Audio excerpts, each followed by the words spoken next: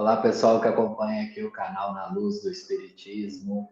Boa noite a vocês que estão chegando. Muito feliz de receber a cada um de vocês que sempre nos acompanha aqui no nosso canal.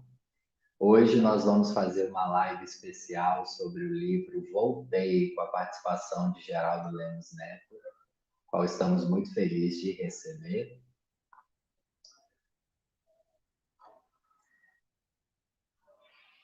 E eu peço a vocês que já vai nos ajudando aí, curtindo, compartilhando, deixando seu comentário, para que essa live possa atingir mais pessoas. Deixa também aí de onde vocês estão assistindo a live, qual o estado, qual a cidade, qual o país também. E depois, se vocês estiverem assistindo essa live por outros canais, que o Geraldo compartilha com canais de amigos parceiros, também não deixa de deixar o seu comentário, a sua curtida, porque a live acaba atingindo mais pessoas e amigos também. O quadro O William Gonçalves Convida hoje, nós temos o carinho de receber Geraldo Lemos Neto. Geraldo é dirigente da Casa de Chico Xavier, de Pedro Leopoldo, do portal e da TV Saber Espiritismo e do Grupo Espírita Saber Amar. Ele é de Belo Horizonte, é médium, psicógrafo, escritor, palestrante espírita e editor da Vinha de Luz, editora. Geraldo Lemos Neto é mineiro aqui de Belo Horizonte, veio de família espírita e, é claro, conheceu o nosso Chico Xavier, desenvolveu uma grande amizade com ele e traz aí diversos casos, diversos conhecimentos sobre o Chico para todos nós. Como hoje nós vamos falar do livro Voltei, duas informações antes da gente iniciar a palestra do Geraldo, é que aqui no canal nós estamos fazendo o estudo do livro Voltei. O capítulo sai toda terça-feira, às 21 horas.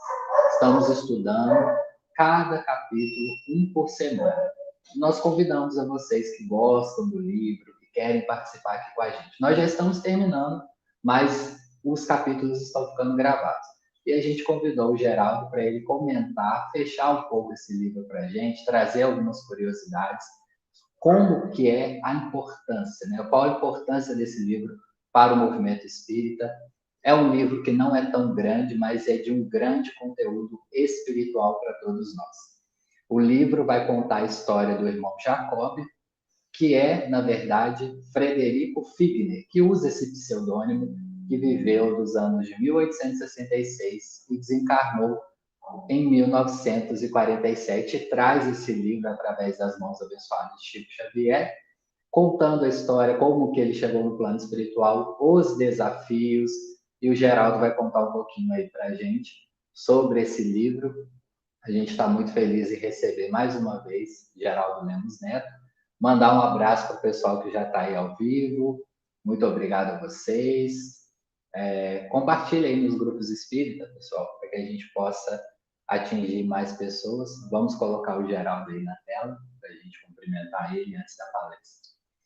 E vamos pedindo também, né, a Jesus que inspire o Geraldo, que nos inspire, que clareie os nossos pensamentos para aprendermos mais nessa noite, com essa oportunidade ímpar de receber o nosso amigo aqui.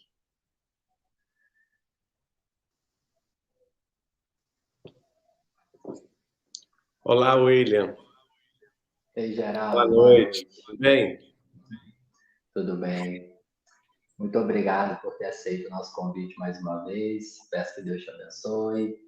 Fique à vontade. A casa é sempre sua. Geraldo, como eu falei, a gente está estudando esse livro aqui no canal.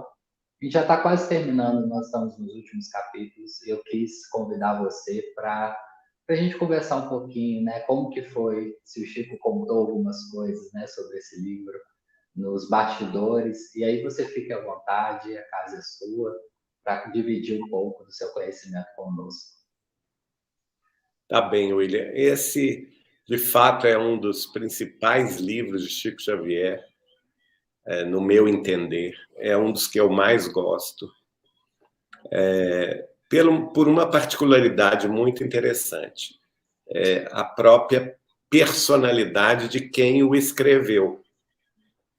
Eu diria até que o Frederico Figner com o pseudônimo de Irmão Jacó, faz, através das mãos de Chico Xavier, um alerta bem direto a todos nós, espíritas cristãos. Este livro foi escrito para os espíritas, né? Por que nós estamos certos disto? Veja bem, toda a obra do Chico, ela é dirigida à humanidade.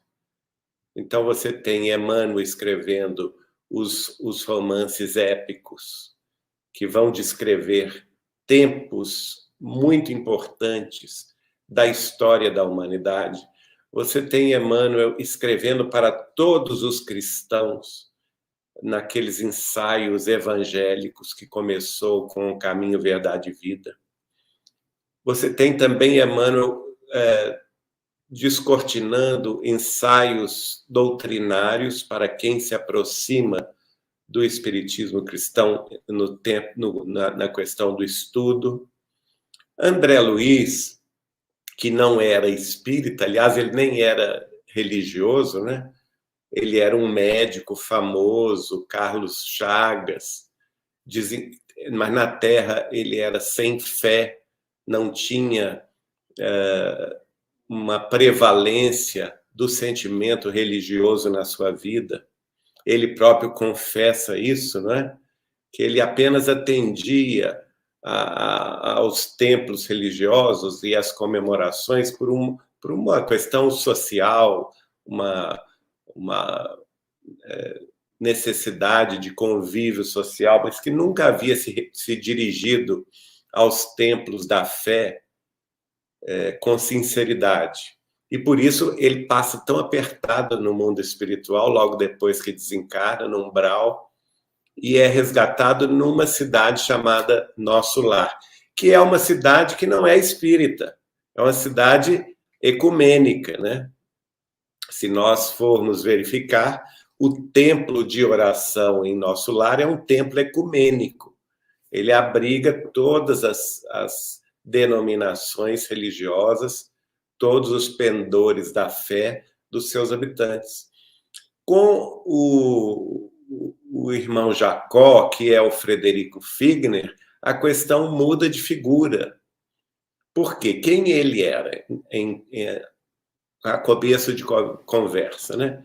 Irmão Jacó, que aliás é o pseudônimo, nada mais é do que o diretor da Federação Espírita Brasileira, que era também, naquela ocasião, quando ele desencarnou em 1947, o diretor do Reformador, ele que havia conhecido Chico Xavier, travado amizade próxima com Chico Xavier, desde quando se tornara espírita.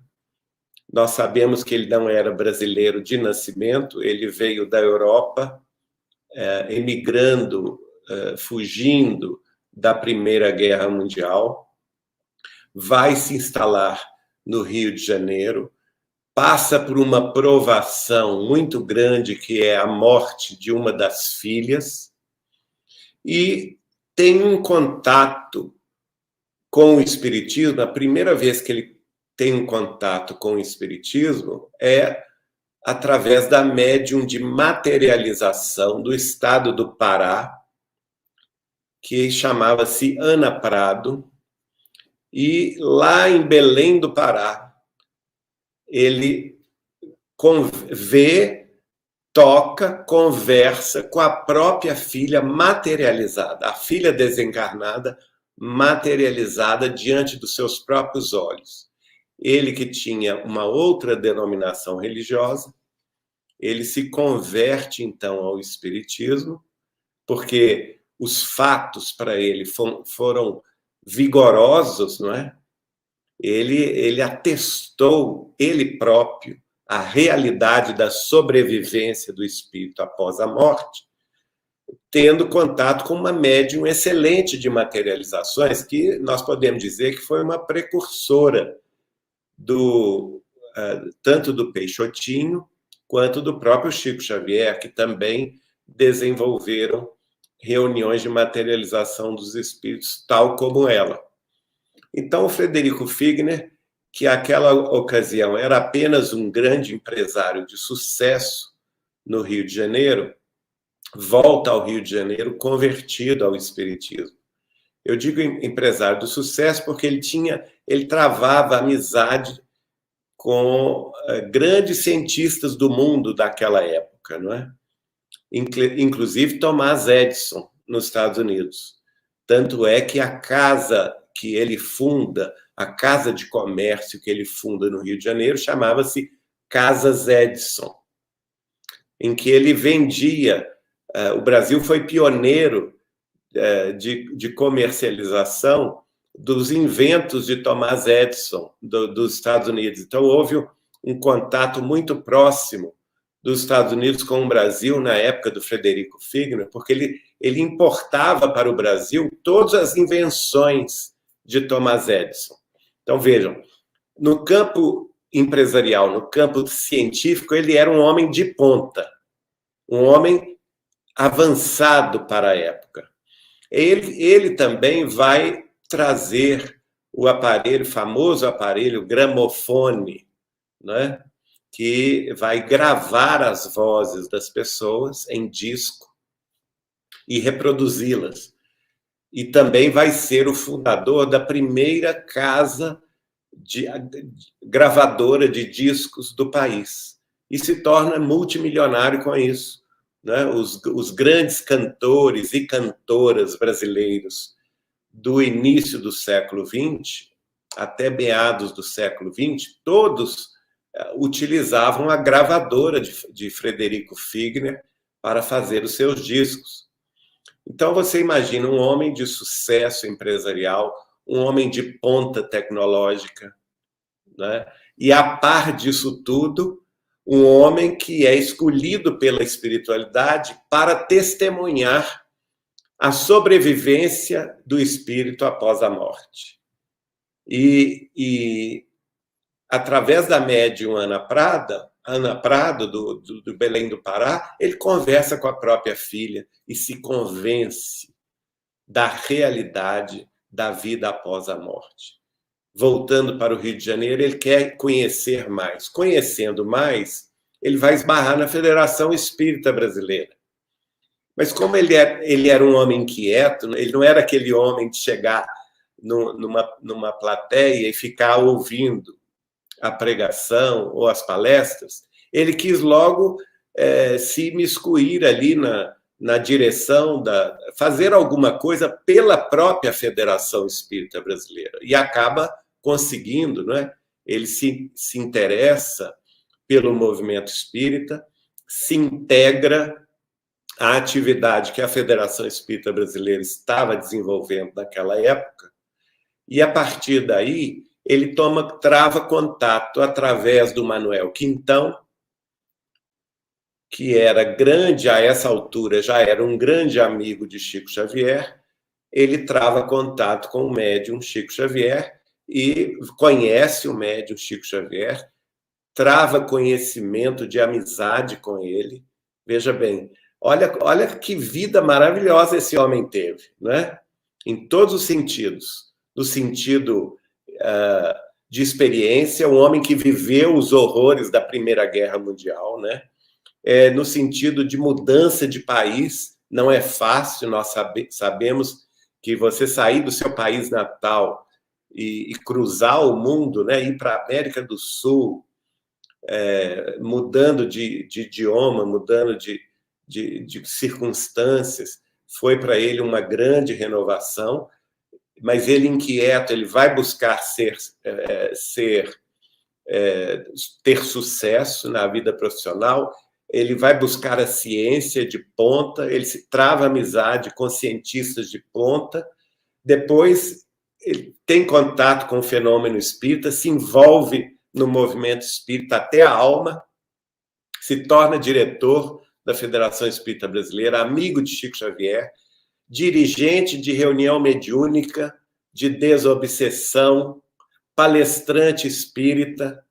Veja bem, quanta coisa esse homem fez de 1866 interessante que ele encarna na Europa quando Kardec já estava desencarnando, né? Kardec desencarna em 1869. Ele era uma criancinha de 3 anos quando Kardec deixa a carne na Europa. Depois ele vem para o Brasil e trava conhecimento com Kardec encarnado, que era o Chico Xavier. E a partir daí trava grande amizade com o Chico. E vejam bem, a confiança de Frederico Figner com Chico Xavier era tão grande, pessoal, que ao desencarnar, e ele era um dos homens mais ricos do Brasil, né? É bom que se diga isso, a casa dele, onde ele morou, no Rio de Janeiro, foi tombada e até hoje motivo de visitação pública, lá, se não me engano, no Botafogo. Uma casa belíssima. Então, um homem que teve contato com os artistas, com os cantores, com a classe artística toda, não é, do Brasil, divulgando a sua música através da sua gravadora e influindo também na modernização das cidades brasileiras a partir do Rio de Janeiro e influindo no movimento espírita através da Federação Espírita Brasileira, vai ter essa amizade grande com Chico. Quando ele desencarna, qual que é a surpresa? Ele deixa para o Chico Xavier 2/3 de sua fortuna. Veja bem, ele sabia e confiava que com o Chico Xavier a fortuna dele estaria bem posta, bem guardada. Ele confiava que o Chico Xavier haveria de levar o dinheiro fruto das empresas e do sucesso empresarial dele ao bem geral, ao bem da civilização humana. E aí, isso ocorreu em janeiro de 1947. E é interessante, lá no livro Deus Conosco, que eu gosto de dizer que é o making of da obra de Chico Xavier, né, que hoje a gente tem acesso, e a dona Wanda Joviano, que guardou essas preciosidades todas, que são as mensagens que o Chico recebia no culto do Evangelho no lar, na sua família Joviano, em Pedro Leopoldo. O pai dela era o chefe do Chico na Fazenda Modelo, o Dr. Rômulo Joviano, e ele, a esposa, Dona Maria, e a filha, Wanda, faziam toda semana, 2 vezes por semana, o culto do Evangelho no lar. E o Chico participava como médium. Ele trabalhava lá o dia inteiro, o serviço terminava entre 5 e 6 horas da tarde, eles faziam um lanche, 2 vezes por semana, ali, 7 horas da noite, se realizava o culto do Evangelho no lar, e Chico psicografava o Ney e o Lúcio, e, principalmente, no caso aqui, o Emmanuel. E o Emmanuel ia contando o que estava ocorrendo no mundo espiritual, né, em torno da obra que o Chico estava recebendo naquele instante.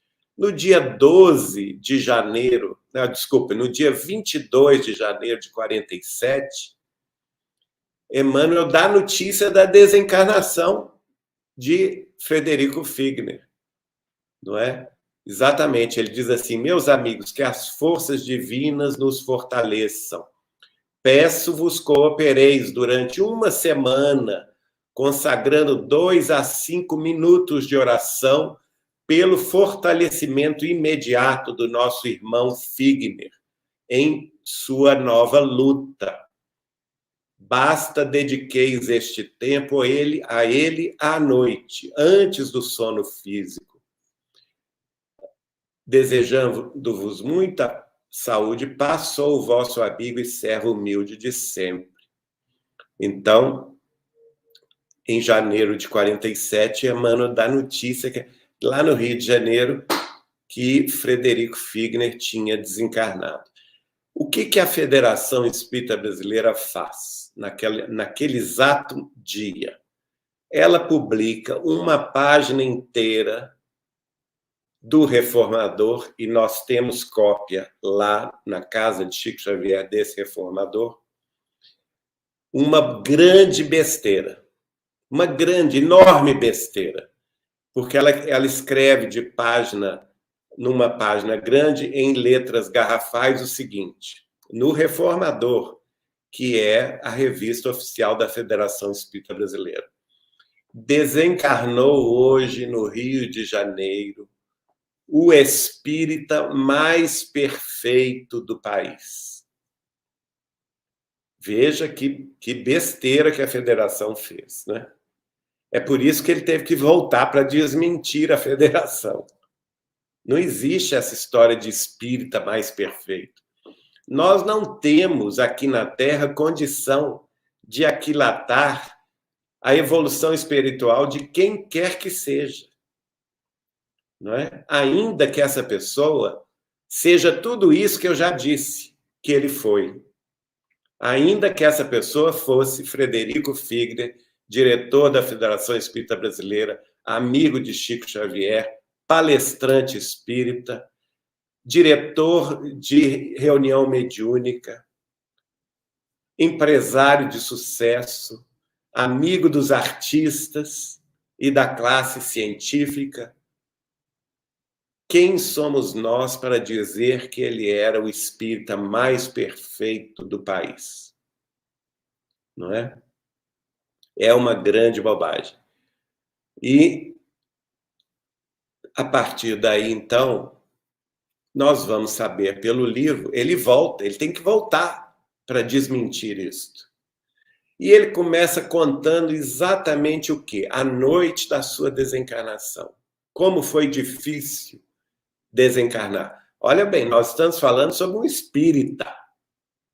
Por isso que esse livro, ele é dirigido a todos nós espíritas cristãos, que temos tarefa no movimento espírita, que somos palestrantes, que somos dirigentes de casas espíritas ou portais espíritas ou instituições espíritas, que temos contato com o Chico Xavier por amizade ou até através da sua obra.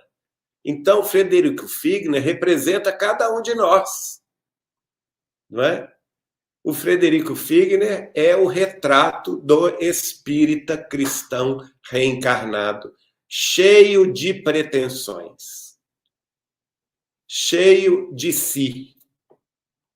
E esse livro, minha gente, é um tapa na nossa cara. Essa é a grande verdade.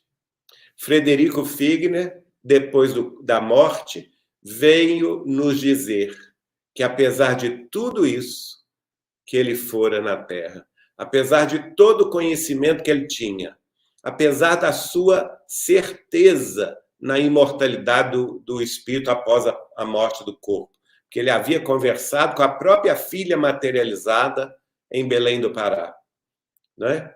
Ainda que ele tivesse toda a cultura do mundo, como um homem culto, empresário de sucesso, cheio dos recursos financeiros, devotado à caridade durante 40 anos. Ele devotou-se à caridade durante 40 anos. Ainda assim, ele chega no mundo espiritual sem luz própria. Veja bem, é o primeiro grande relato que ele nos conta. Ele foi amparado, o Dr. Bezerra de Menezes o recebeu no mundo espiritual. E uma das filhas que também já havia desencarnado o recebeu, não é? Ele desencarna, é amparado numa equipe socorrista de Dr. Adolfo Bezerra de Menezes. E o que o Dr. Bezerra, junto com ele, outros 13 irmãos e irmãs haviam desencarnado naquela mesma noite na cidade do Rio de Janeiro e mereceram, os 14, incluindo o Frederico Figner, mereceram o apoio espiritual direto de Dr. Bezerra. E o Dr. Bezerra leva-os todos para o mar, para a praia, no Rio de Janeiro. E lá na praia, ele deixa um tempo, cada um deles acompanhado de um familiar ou benfeitor espiritual, não é? No caso do Frederico Figner, estava o seu guia espiritual, e a sua filha, desencarnada, amparando-o ali naqueles primeiros momentos do além-túmulo.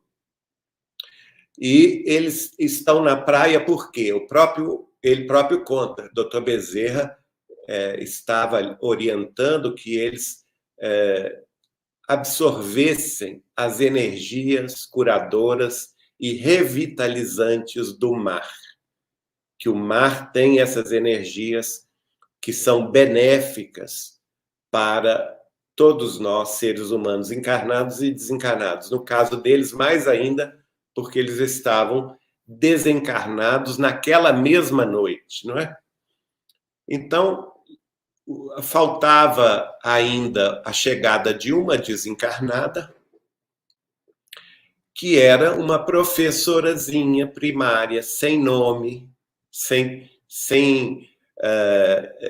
vamos dizer assim, sem recursos, que não tinha, seu nome não era conhecido por ninguém. Ela era uma professorinha primária, provavelmente da periferia do Rio de Janeiro, e ela é a última a chegar. Só que quando ela chega, o que acontece? Ela chega nimbada de luz.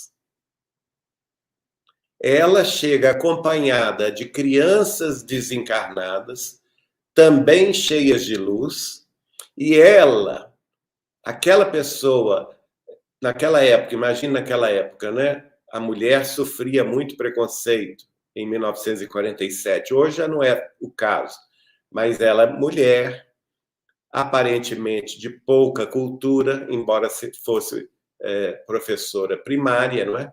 A atividade dela era limitada às criancinhas primárias e, no entanto, ela havia se dedicado 40 anos, né, no serviço desinteressado de educar a infância na periferia do Rio de Janeiro.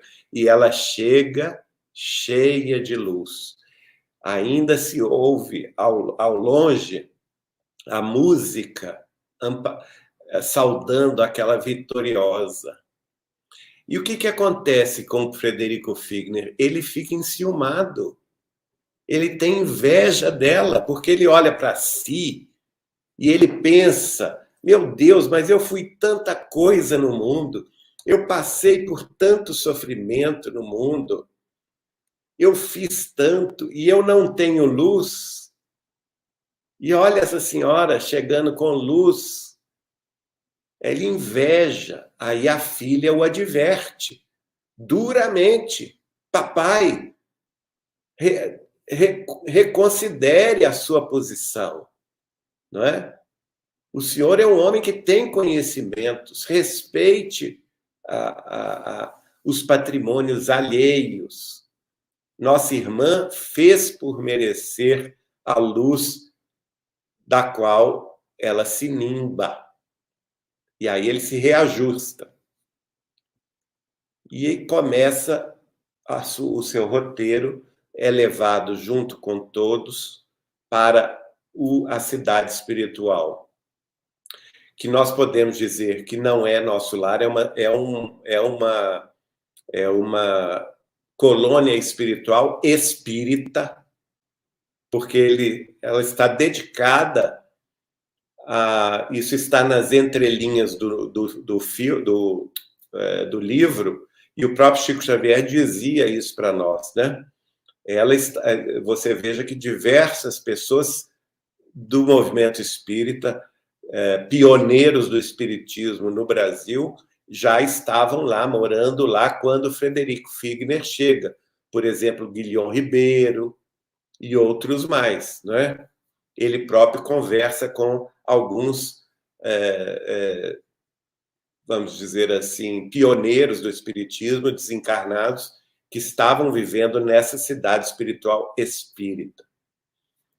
E aí ele chega à conclusão de que ele precisava retornar. Naturalmente, ele toma conhecimento lá no mundo espiritual, que a Federação tinha publicado essa bobagem a respeito de si mesmo, não é?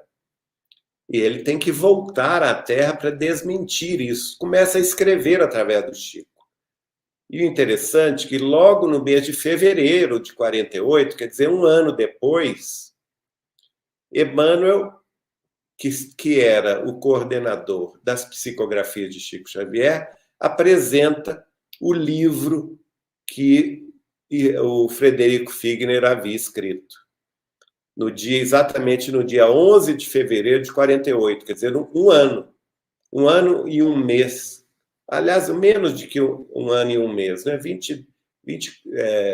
12 meses e meio, ele vai apresentar lá na Fazenda Modelo, no grupo do Culto no Lar, que o livro estava pronto. Ele diz assim, está lá no Deus Conosco: na próxima reunião daremos algumas sugestões quanto à remessa do livro de impressões do nosso irmão Figner, que ele propõe seja intitulado Voltei.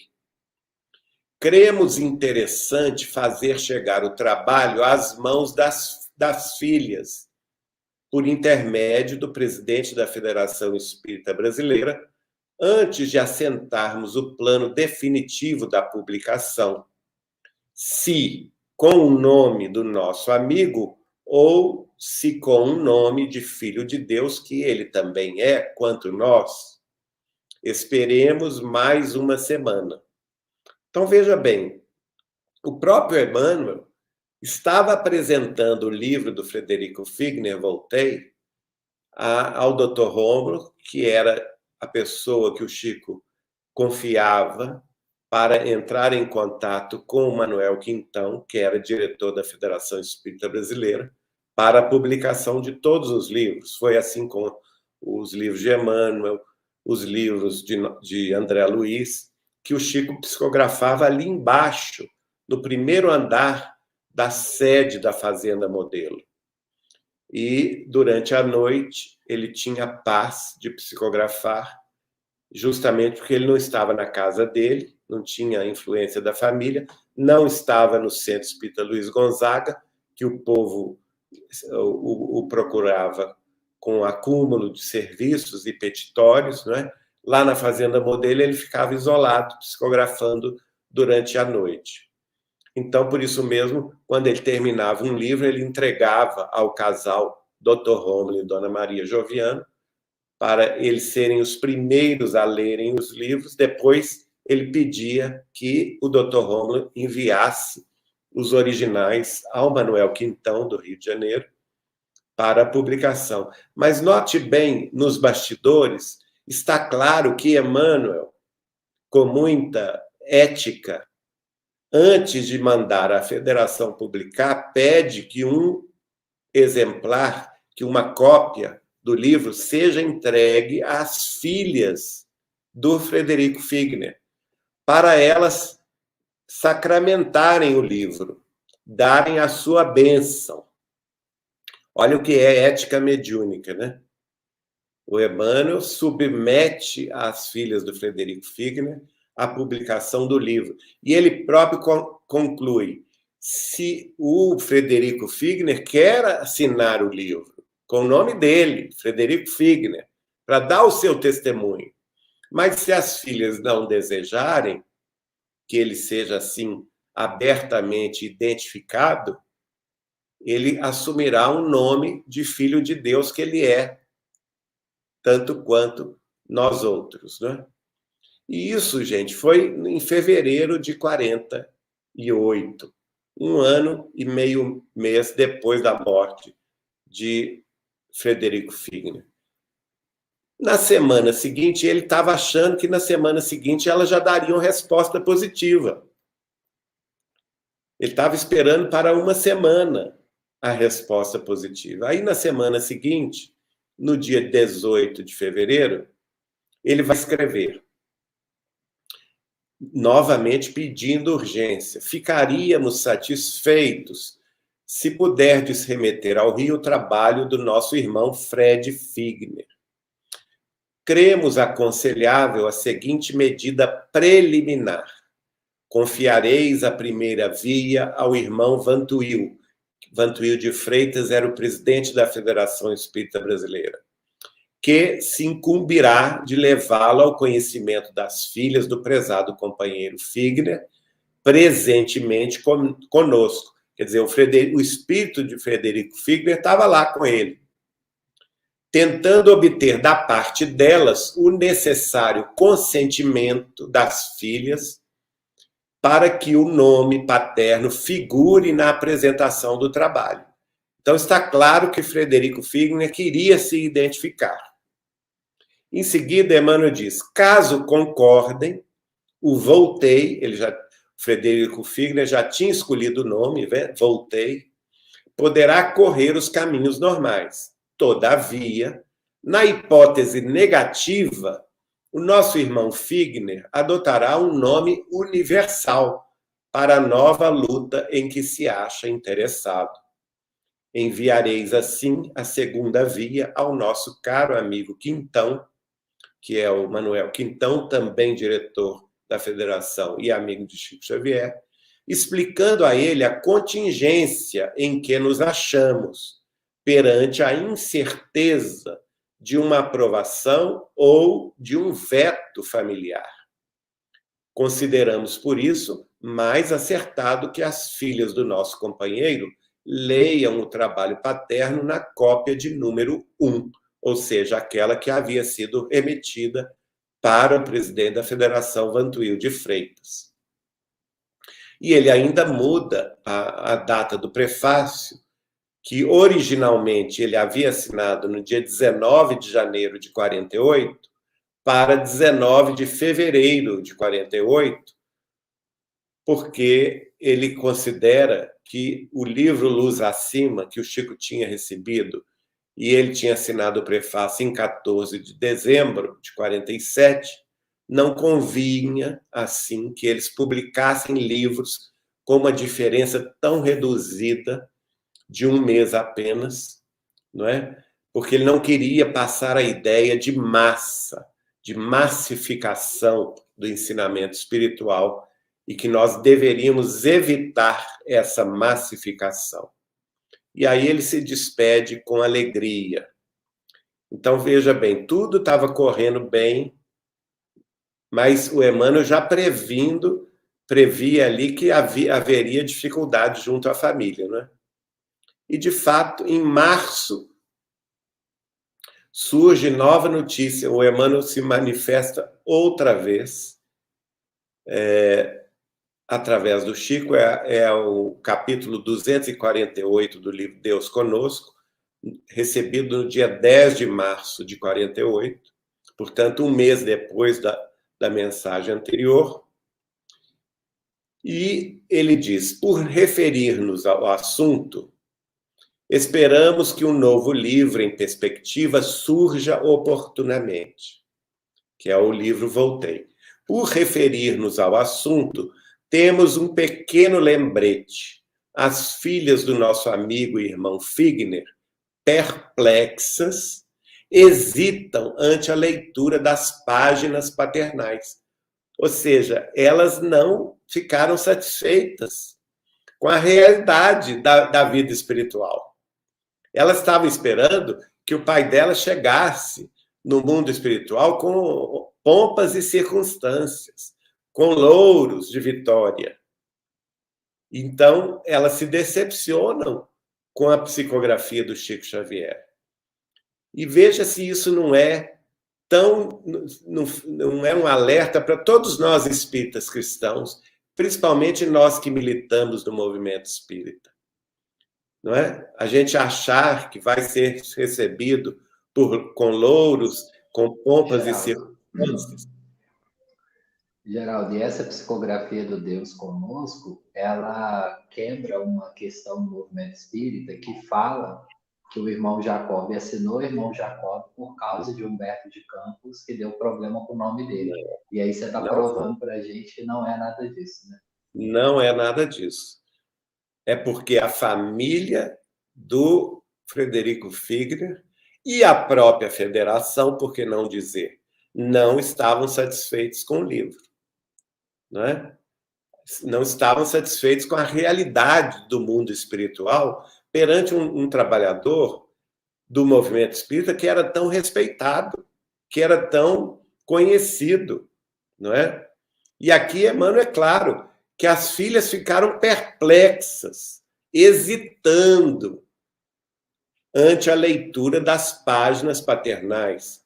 Aí ele explica, elas esperavam que ele não encontrasse, além da morte, outro esforço, senão o de transpor a entrada do paraíso. Não é?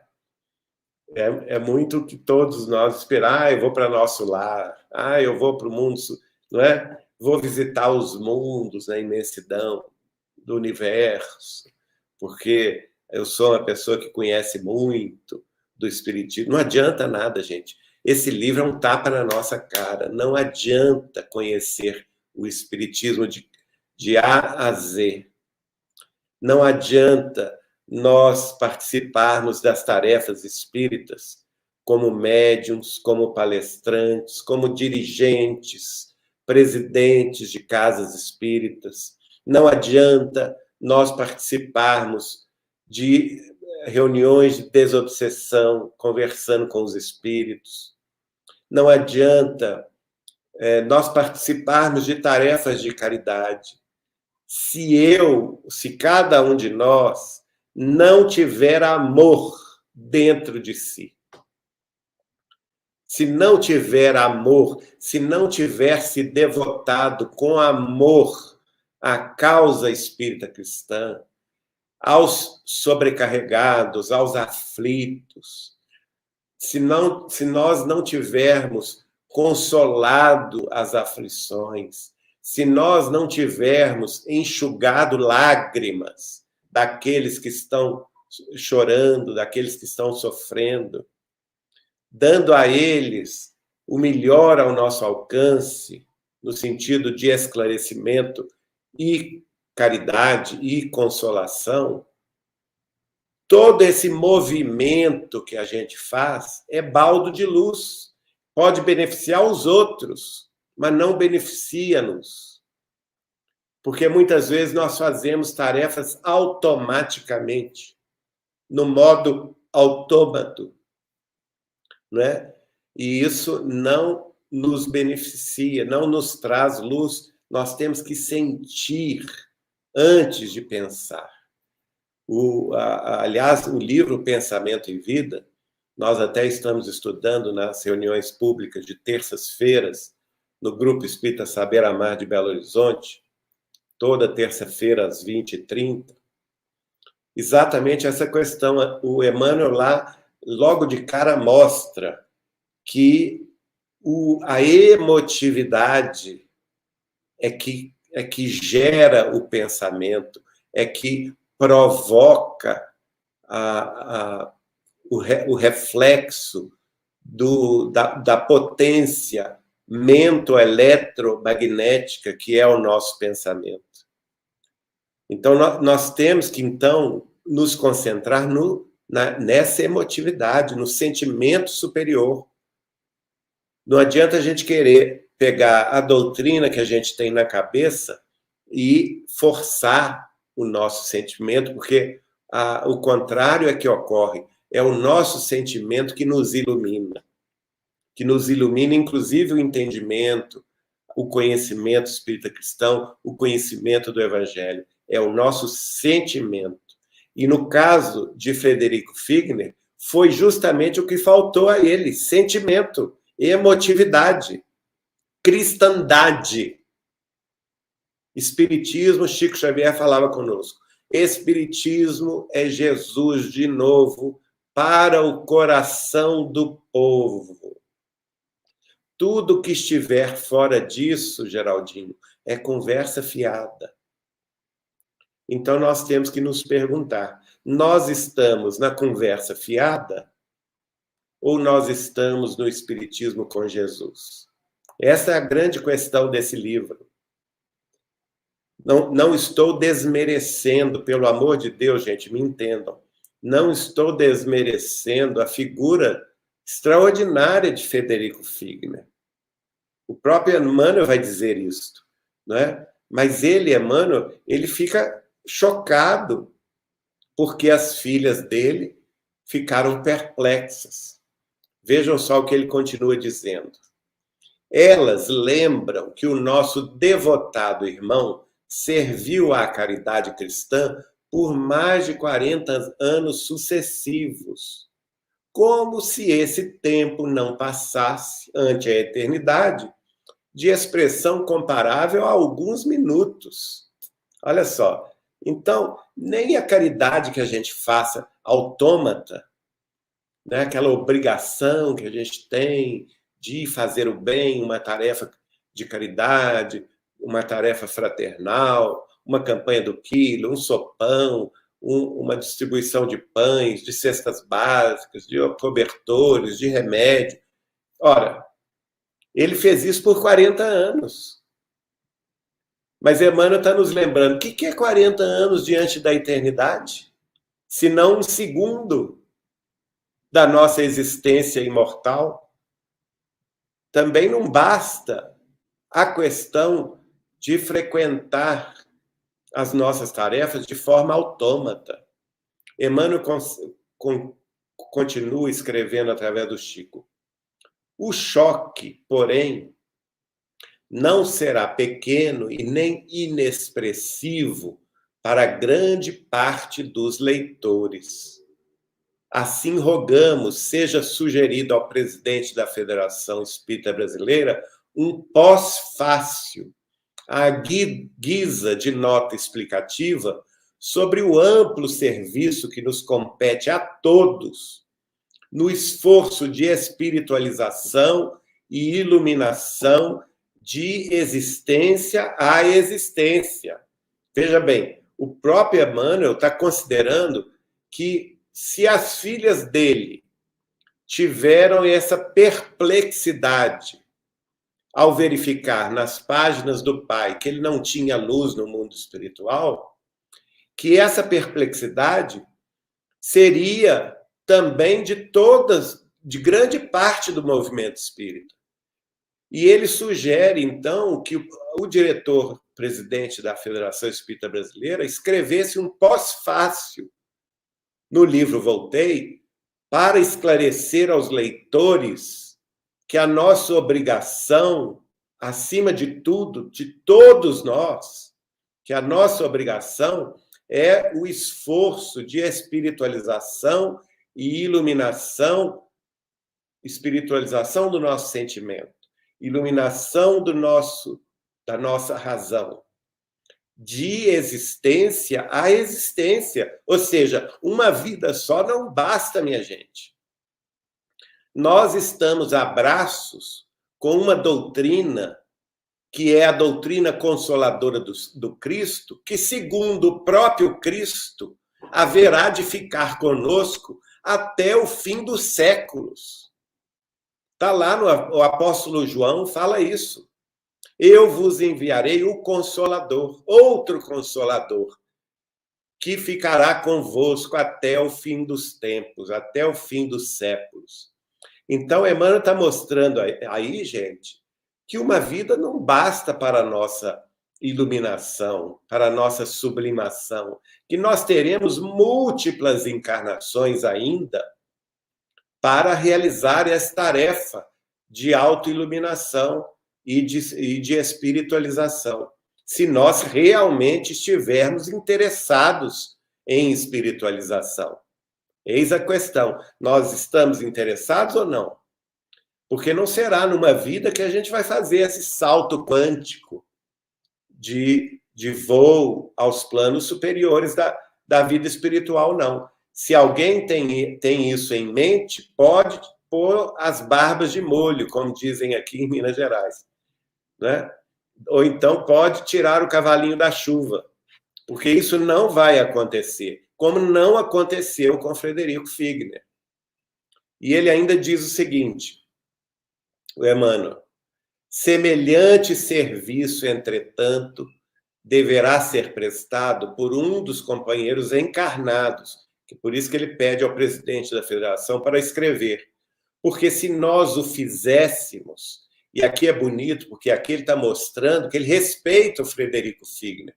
Embora respeitando o Frederico Figner, ele não deixa de dizer a verdade, compreende? Ele diz assim, porque se nós o fizéssemos, quer dizer, se a nota fosse de Emmanuel, deste lado da vida espiritual, poderia ser interpretado na categoria de repreensão e crítica ao nosso prezado Frederico Figner.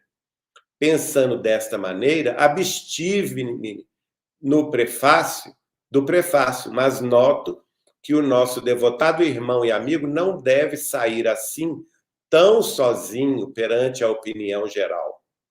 Fica de pé a lembrança. Então, ele mostrando que ele tem o máximo respeito pelo Frederico Figner, que ele não poderia deixar o Frederico Figner sozinho, né, nessa luta. Aí, gente, para surpresa nossa, quer dizer, o livro era para sair em 1948, em fevereiro. As filhas não quiseram colocar o nome do pai. A verdade é essa. A federação também não quis. E aí, passou um ano depois dessa mensagem que eu li, no dia 9 de março de 1949, Emmanuel volta ao assunto, dizendo que a filha tinha escrito ao Chico Xavier, e ele falando a respeito, diz: a mensagem de nossa irmã do Rio comoveu-nos a todos. Entretanto, o seu filho, colhido em tão dolorosas circunstâncias diante do passado que lhe justifica os sofrimentos, ainda se detém na fase de repouso íntimo. Quer dizer, na realidade, ele recebeu uma outra mensagem de outra, não era a filha de Frederico Figner, é outra família. Sobre Frederico Figner, né, no parágrafo seguinte, ele diz assim: relativamente ao livro do nosso amigo Figner, combinamos seja empregado o nome irmão Frederico apenas. Olha só, então, em 1949, não era nem irmão Jacó, era irmão Frederico, já que a família do Frederico Figner nem a federação aceitaram o nome de Frederico Figner, que seria apenas irmão Frederico. Relativamente ao livro, prossegue Emmanuel, não nos convém disputar com inimigos, quanto mais com amigos, que só nos compete respeitar e prezar, quais sejam os parentes encarnados que ele deixou em vosso círculo.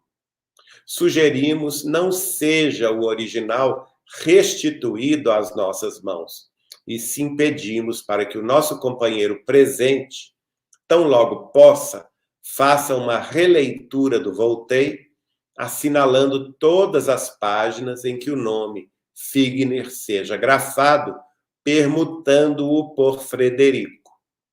Daremos ciência disto ao nosso irmão Vantuil de Freitas, presidente da FEB, e o volume aqui retificado será remetido, então, ao nosso caro Manuel Quintão, diretor da Federação, de acordo com o programa de sempre.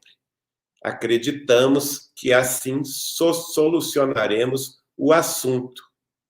E a verdade, minha gente, é que 1 ano e 3 meses de luta para publicar esse livro não solucionou o assunto, porque nem a federação e nem as filhas aceitaram o nome irmão Frederico. E aí o Frederico Figner vai se lembrar que numa encarnação ele chamava-se Jacó. Então ele escolhe o pseudônimo de irmão Jacó.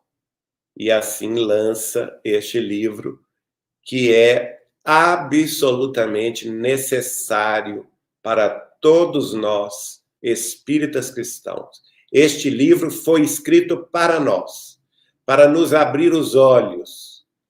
Foi um tapa de luvas na nossa cara, para justamente a gente não ter fantasias em relação ao mundo espiritual.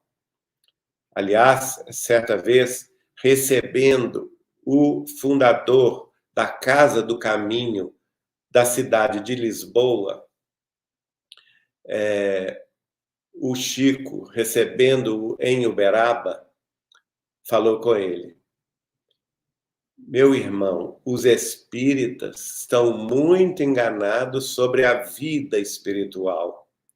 Eles estão desencarnando muito mal, porque eles estão esperando uma glória no mundo espiritual que eles não possuem. Olha só.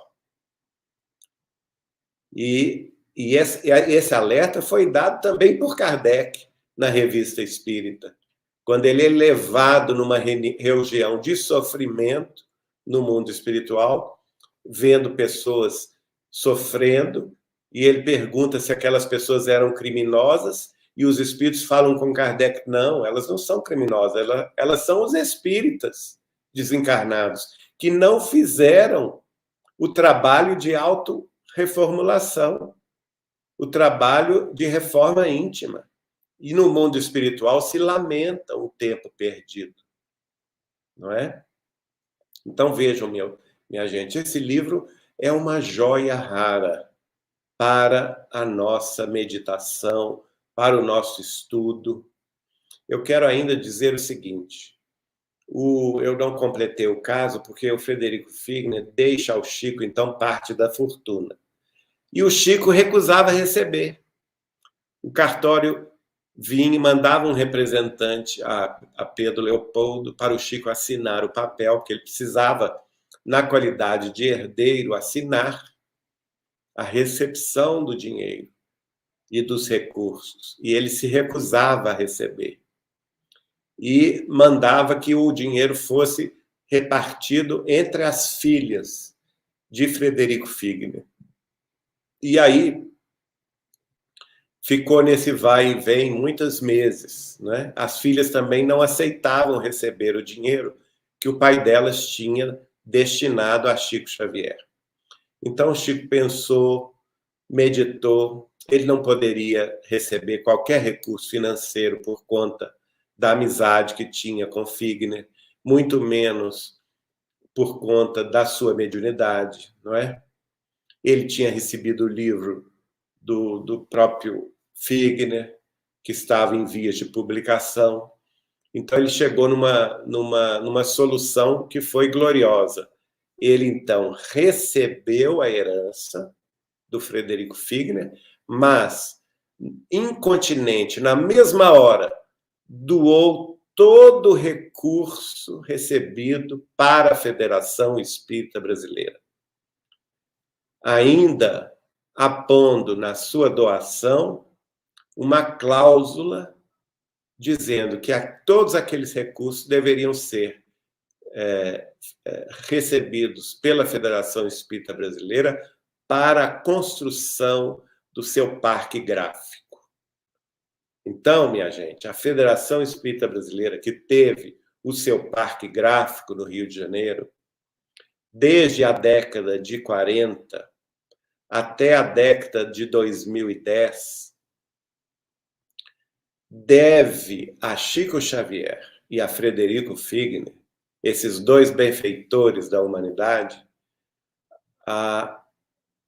os recursos materiais pelos quais o seu parque gráfico foi construído e durante 70 anos quase, 60 e poucos anos, deu tantas condições financeiras para que todos os livros da Lavra dos Espíritos, que se comunicavam por Chico Xavier, e todos os livros de outros autores, pesquisadores eméritos do Espiritismo, que foram publicados a custo bem mais em conta no próprio Parque Gráfico da Federação.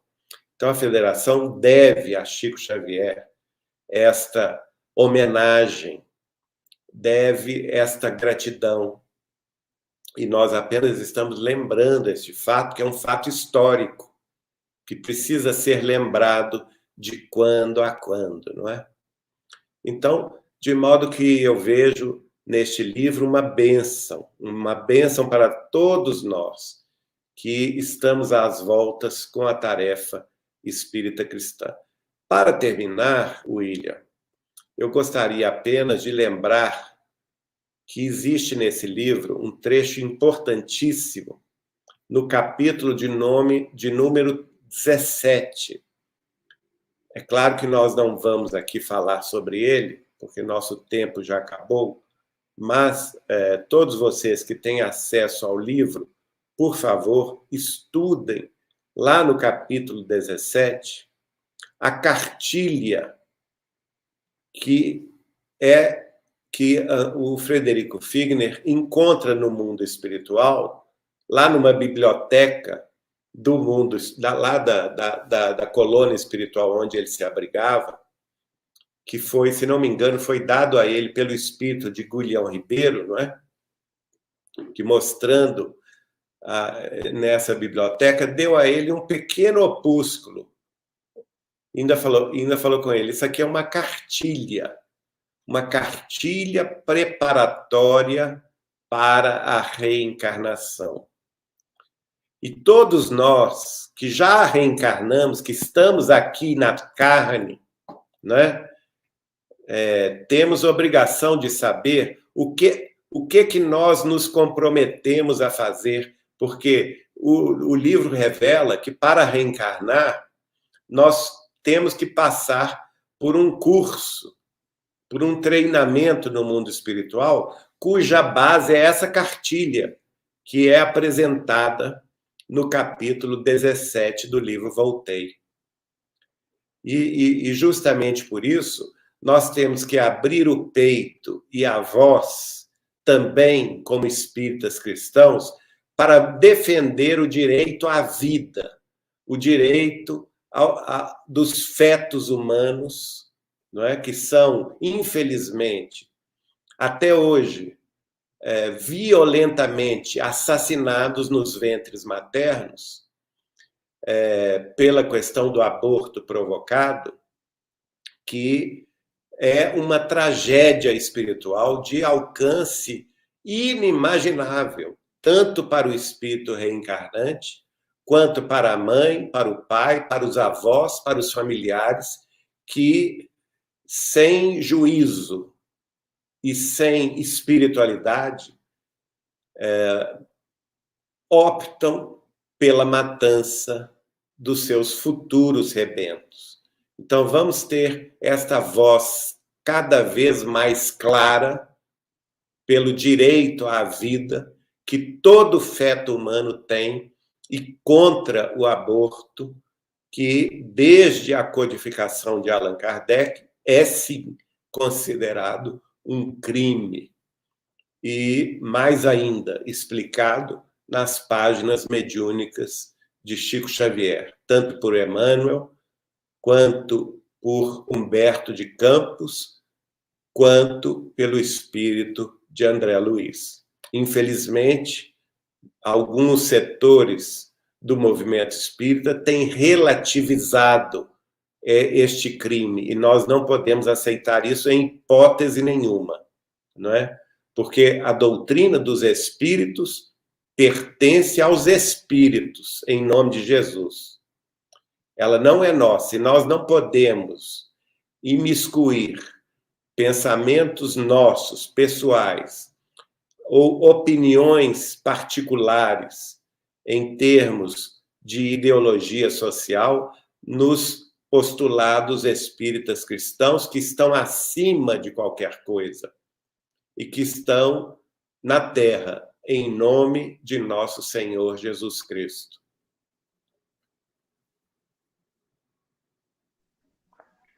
Muito bom, Geraldo. Pessoal, vocês que estão assistindo aqui ao vivo ou vocês que vão ver gravado, Geraldo compartilha a live em canais parceiros e a gente pede para vocês curtirem, comentar um tema tão importante como esse para atingir mais corações amigos. Geraldo, você tem tempo para 2 perguntinhas? Tem. Coisa rápida. Primeiro é que no livro, a gente está estudando aqui no canal, você até falou da cartilha, né, preparatória, nós falamos sobre ela, e o livro também, Pensamento e Vida de Emmanuel, também é quase uma cartilha, né, preparatória. É uma cartilha imensa, né? Imensa, né? Mas logo lá no capítulo 4, o o irmão Jacó, ele é recebido no plano espiritual na casa da sua filha. E ele deixa, assim, meio que no ar, um espírito feminino que está ali cuidando dele, que parece que foi alguém muito importante aqui. Você tem conhecimento de quem é esse espírito? Porque no livro eles não detalham. A gente ficou com curiosidade quando a gente estudou esse capítulo. De um espírito que estava na casa da filha dele, que parecia que era alguém que ele tinha uma ligação, mas ele fala, por hora, não vamos revelar o nome, mas que tinha uma ligação espiritual ali. De fato, a gente não tem essa informação e ele julgou guardar essa informação, não é? Talvez para não expor o seu passado. Eu acredito que certamente ele é uma senhora que está ligada a ele de outras encarnações e que estava ali justamente para ampará-lo. Mas nós não temos a informação de quem seja. Outra informação, Geraldo. Em algum capítulo, ele deixa meio que na entrelinhas, assim, de uma futura reencarnação. Isso, hoje em dia, se tem notícias de que ele possa estar aqui, né, ou em outro país reencarnado, ou não, ainda não se sabe.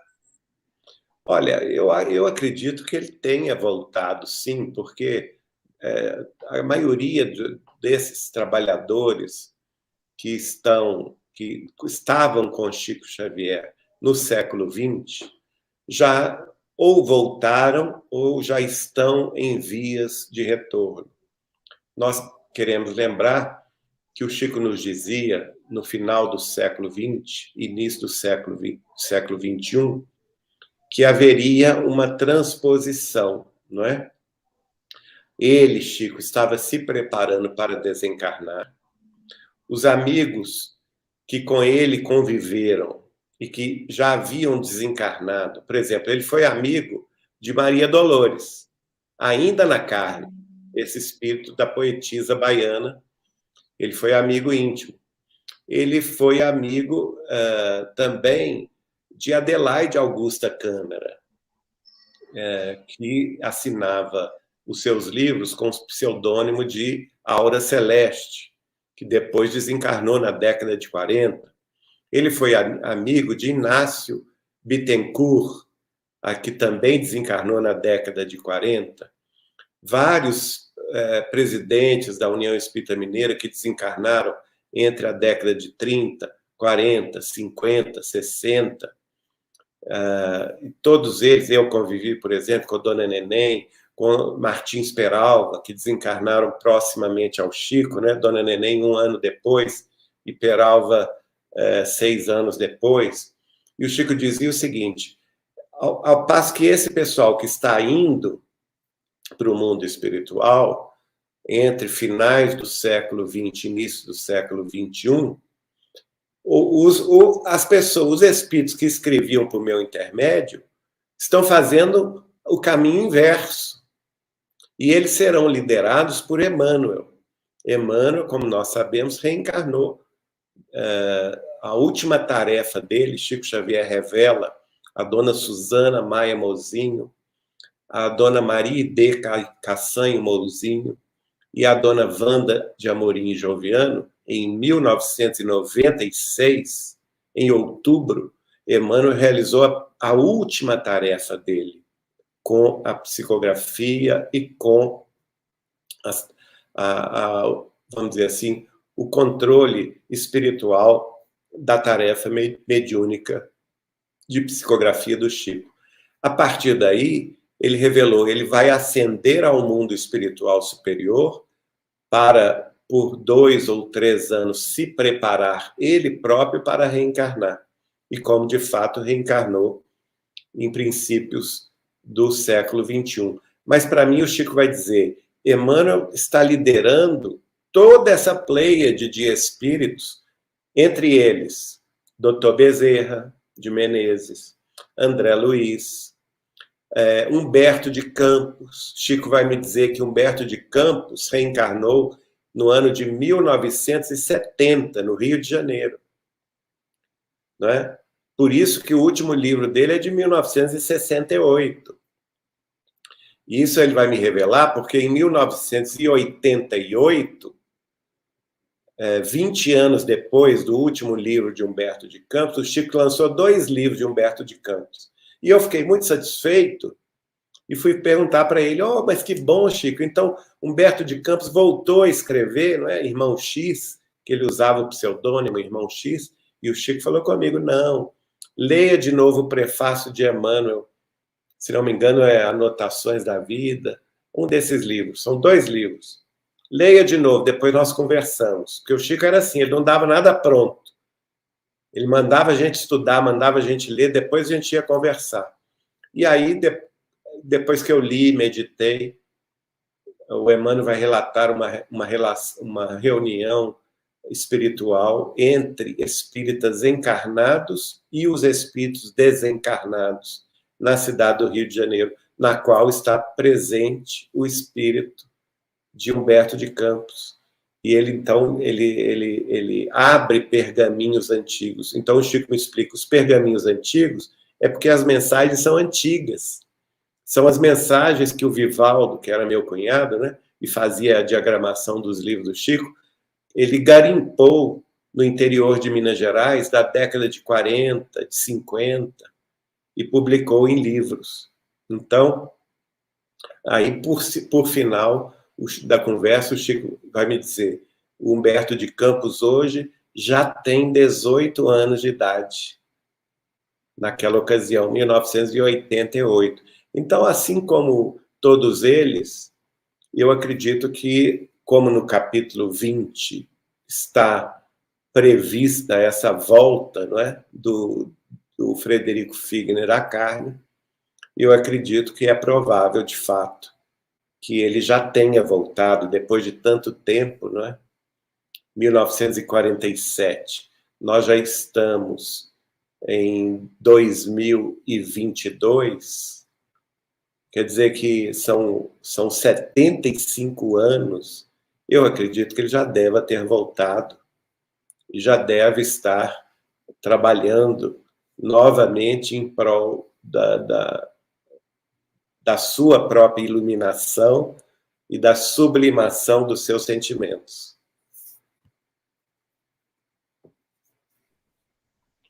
Geraldo, a gente só tem a te agradecer por essa aula maravilhosa que vai nos ajudar muito aí no nosso estudo aqui do canal.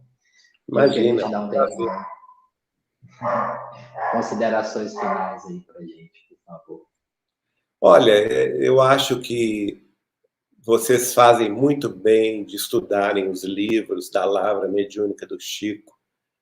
Você veja, se a gente fosse... Eu tenho o nosso irmão Carlos Malab e a sua esposa, a nossa querida Jussara, aqui no Grupo Espírita Saber Amar. Eles estão, por coincidência, publicando o último capítulo 20 agora. Vai ser terça-feira que vem, já publicaram ontem e vai ter mais um capítulo terça-feira que vem.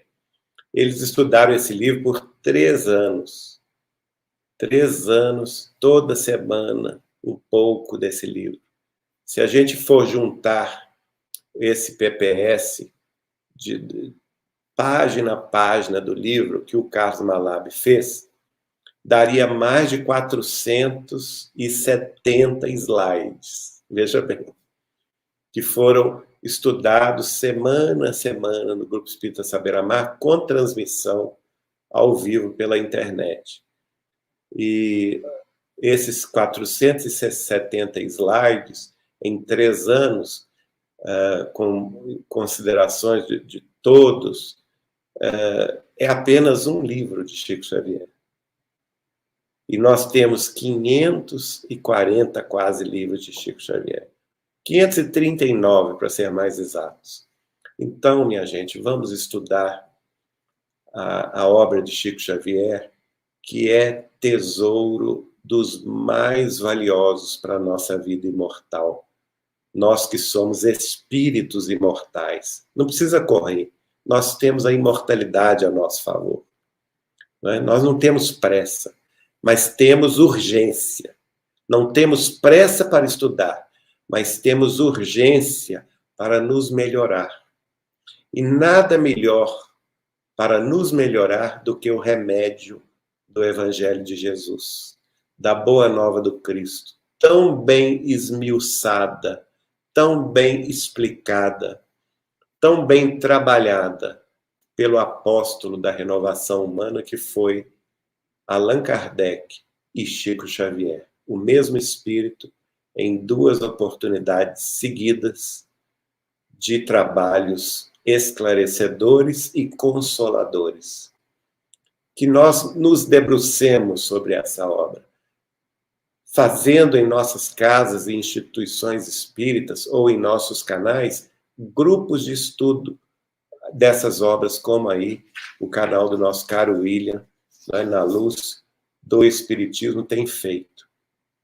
Eu acho que isso é o mínimo que nós podemos fazer ou devemos fazer em honra, em gratidão e em memória desse apóstolo da consolação humana, deste apóstolo do Cristo em tempos modernos, que foi Allan Kardec, que foi Chico Xavier e que continua sendo e ainda será por muitos séculos e milênios, doando-nos a luz da terceira revelação de Deus aos homens, para que nós finalmente acordássemos do nosso sono milenar e assumíssemos as rédeas da nossa própria evolução espiritual. Essa é a nossa singela lembrança. Deus abençoe, Geraldo. Até a próxima, se Deus quiser. Obrigado. Obrigado a todos vocês que estiveram aqui ao vivo conosco. Muito obrigado mesmo. Que Deus os abençoe. E até a próxima live. Geraldo, bom trabalho aí no Espiritismo. Abraço, pessoal. Beijo no coração. Tchau. Tchau.